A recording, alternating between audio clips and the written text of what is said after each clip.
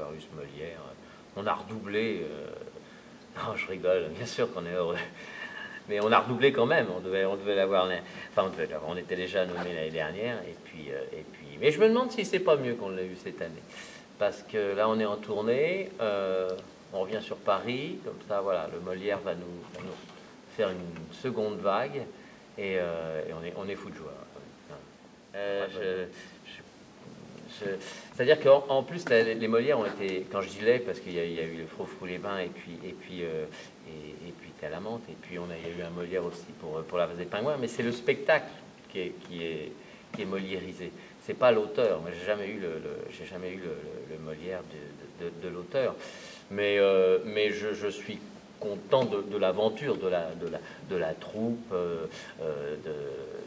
d'avoir pu démarrer ce projet. Alors, Thé à la menthe, c'est une vieille histoire qui date de 20 ans, donc ça y est, une reprise, donc c'est un petit peu différent, mais de prendre un projet à la base, donc d'avoir une feuille blanche et puis d'arriver à concevoir une équipe. Déjà avant l'équipe, il faut avoir des producteurs, avoir un théâtre. Après, il y a l'équipe qui se forme, faire des lectures et tout ça. Oui, là, on peut dire que je suis comblé. Mais c'est pas en tant qu'auteur, on va dire, c'est peut-être en tant... même pas chef j'ai un régisseur général qui s'appelle Pierre Gilles, qui m'appelle patron. Ça, on va dire c'est un peu ça, quoi. En tant que patron, voilà, une entreprise de théâtre, de spectacle. Voilà, je suis content d'être cette personne.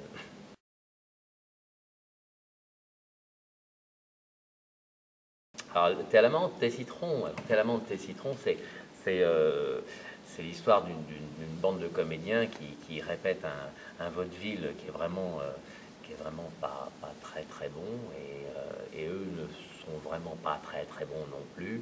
Donc c'est une catastrophe du début jusqu'à la fin pendant la répétition. On se dit, si la première est comme ça va être catastrophique. Effectivement, la première est comme ça, et donc c'est catastrophique. Et l'idée est partie je faisais partie d'une compagnie théâtrale dans les années 80, et on n'avait pas de pièce pour jouer l'année suivante. On cherchait, il fallait trouver une pièce dont les personnages correspondent au nombre d'hommes et de femmes que nous étions dans la troupe. On ne trouvait pas. Bon. Et pour rigoler comme ça, j'ai dit, moi je vais vous l'écrire pendant mes vacances. Donc avec le co-auteur Daniel Dabaron, on dit on va faire ça.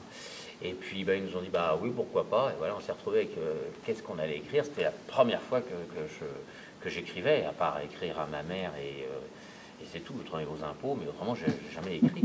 Et donc je me suis dit il fallait quand même que j'écrive un sujet que je connaisse bien.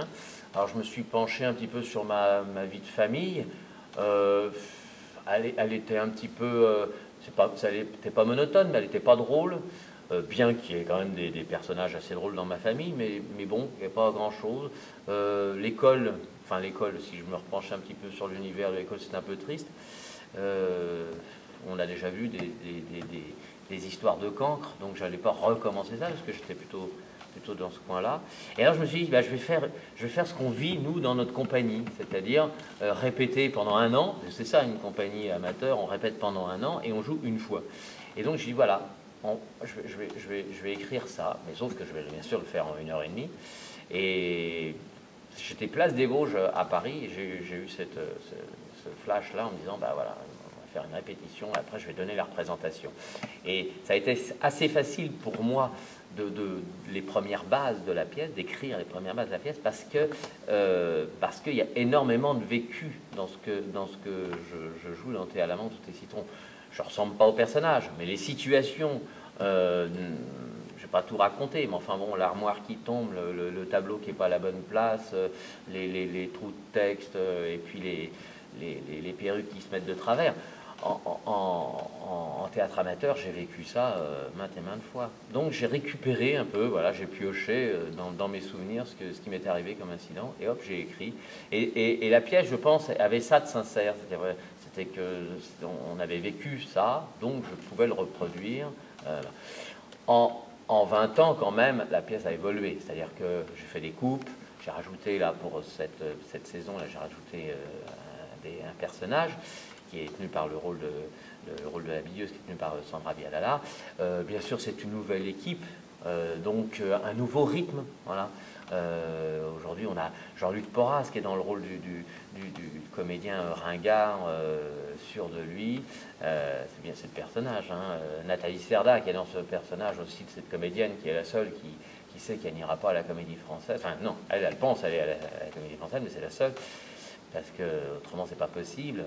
Le metteur en scène, Isabelle Spade. Alors c'est drôle parce que le metteur en scène de la pièce est une femme. Et allez, aujourd'hui, maintenant c'est assez courant, on en a. Mais il y a 25 ans, on m'a dit ah non, ça marchera pas, le comique marchera pas avec une femme.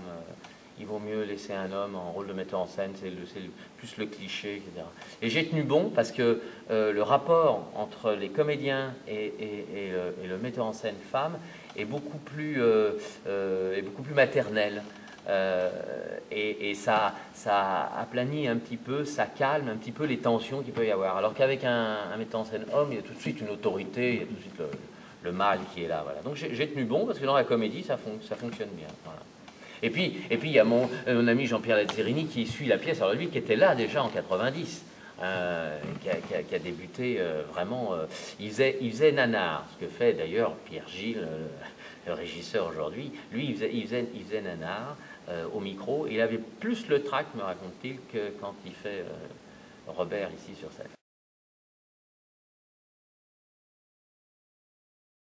Et pour Isabelle Spade, j'aime bien avoir moi, je travaille avec des une complicité. Voilà, je m'appuie là-dessus. Il faut que ça se passe bien, il faut qu'il y ait une bonne ambiance. Je suis pas du tout dans le conflit. Donc automatiquement, quand je rencontre des bons comédiens qui d'un seul coup sont en plus très gentils, très maniables et qui sont libres de travailler avec moi, ça fait un noyau dur. À chaque fois, je les récupère. Alors oui, il y a Isabelle Spade, il y a Édouard Prétet, il y a Jean-Pierre Lazzarini, mais je m'ouvre aussi. Là on les a retrouvés dans cette pièce-là, on les avait dans Faux-les-Bains. J'ai quitté Guillaume Lafly pour cette aventure-là, mais qui faisait aussi partie du noyau dur. Moi, j'aime bien m'entourer de ne pas avoir cette crainte de dire... Puis ça va plus vite à travailler aussi après, quand il y a cette complicité. Mais c'est surtout une question de confiance, pas dans le travail d'ailleurs, dans l'amitié, quoi. C'est surtout ça. Mais je m'ouvre aux autres. La preuve, c'est que Nathalie Serda, Jean-Luc Porras, Sandra Vialala n'en faisaient pas partie. Et quand je travaillais avec la Vase des Pingouins, on a eu Sarah Giraudot et tant d'autres qui sont venus nous rejoindre, Philippe Béclia. Voilà. Donc, et je vais les retrouver, je sais que je vais les retrouver parce que d'un seul coup il se crée quelque chose je crois que c'est plus fort qu'au cinéma, au théâtre, parce que déjà on vit beaucoup plus les 2 mois ou les 1 mois et demi qu'on met en répétition, c'est en principe c'est le mois de tournage pour un cinéma, et nous après on a une aventure qui peut durer jusqu'à 2 ans. Je crois que c'est les liens, quand ça se passe bien. Bon, pour l'instant, je touche du bois. Quand ça se passe bien, je crois que c'est plus fort. Donc,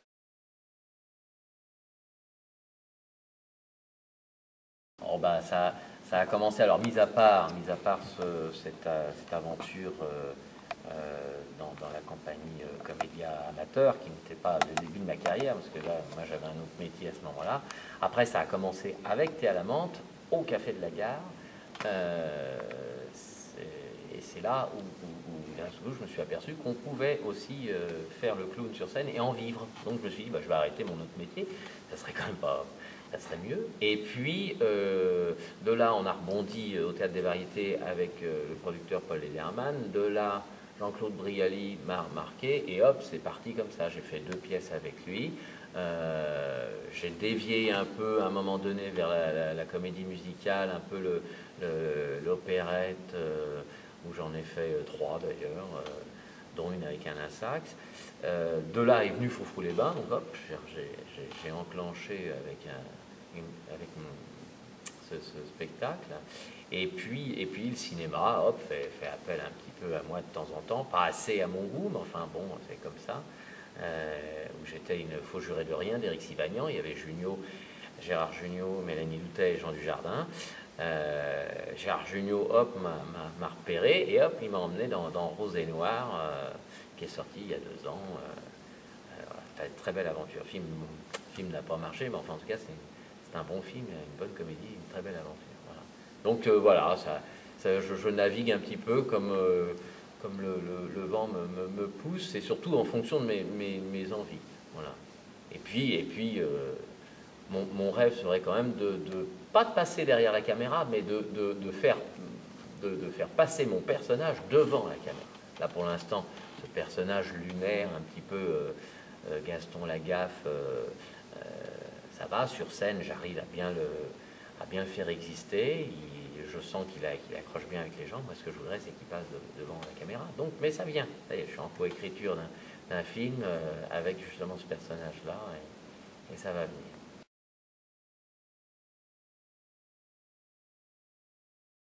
Il n'y a pas une grande différence entre les premiers, c'est-à-dire les spectateurs dans les années 85 et aujourd'hui. C'est quand même,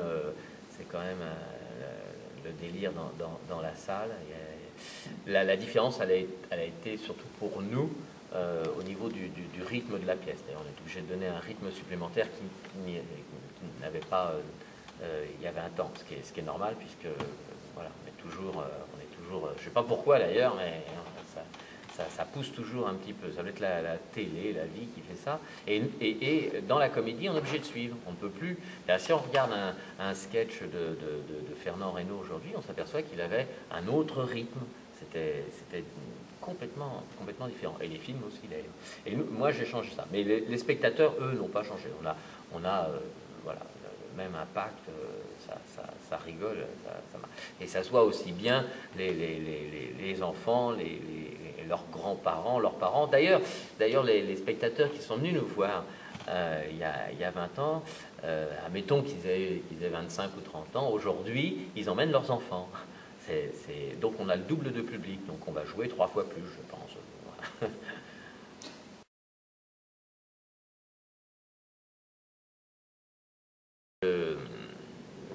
Je me considère pas comme un auteur. C'est pas le mot auteur. J'ai trop de respect pour les vrais auteurs de théâtre qui, eux, vont écrire, vont donner ça à un metteur en scène avec des comédiens, etc. Ils vont pas s'occuper de ce qui se passe, enfin, même s'ils ont un regard. Tandis que moi, je ne pourrais pas. Il me serait impossible d'écrire sans me projeter aussi bien dans la pièce qu'à la mise en scène, par exemple. Enfin, ou en tout cas, participer énormément à la mise en scène.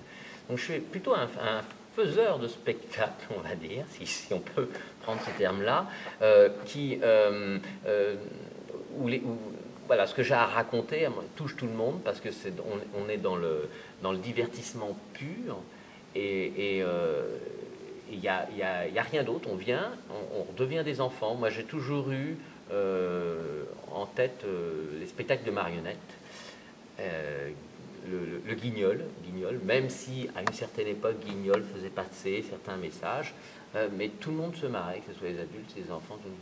Bah voilà, moi c'est un peu ça. Je crois que je suis un Guignol.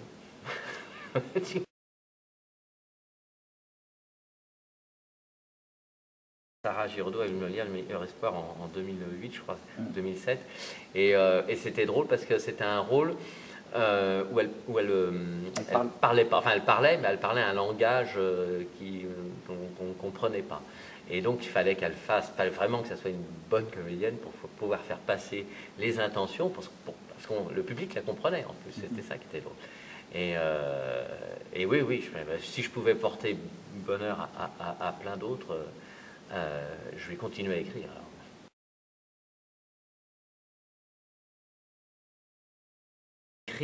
J'écris je fais tous les personnages. Donc,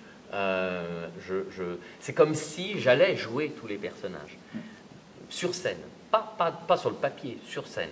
Donc, il y a une projection qui se fait. Je me dis que si tel personnage existe, et là, il doit avoir une situation forte, il doit avoir quelque chose à défendre, parce que si c'était moi qui devais le jouer, j'aimerais pouvoir m'amuser dans tel personnage. Je fais ça avec tous les personnages.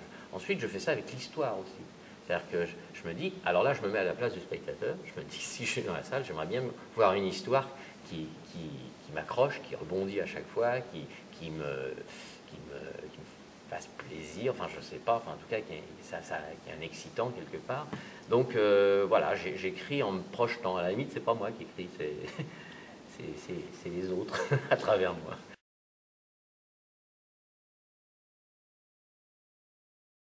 Ébouillanter de rire. Oui. Ah oui, par rapport au thé, oui. Ah oui, c'est pas mal.